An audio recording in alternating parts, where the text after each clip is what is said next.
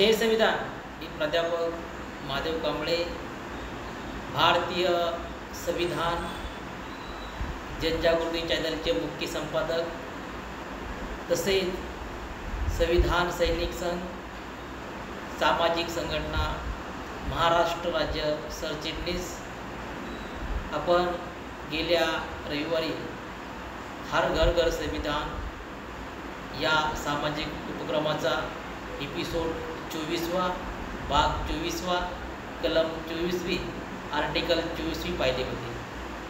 तर आजच्या या एपिसोडमध्ये भाग 25 आर्टिकल 25 अनुच्छेद 25मध्ये आपण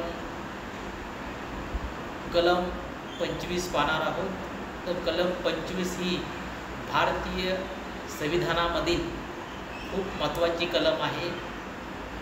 या 25 कलममध्ये असं नमूद केलेलं आहे की भारत देशातील प्रत्येक नागरिकाला आपल्या धर्माचा प्रचार प्रसार करण्याचा पूर्ण स्वातंत्र्य आहे आणि तो त्या नागरिकाचा धर्माचा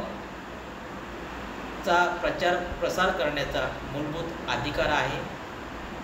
या कलममध्ये हेच नमूद केलेलं आहे। तर उदाहरण सांगायचं म्हणजे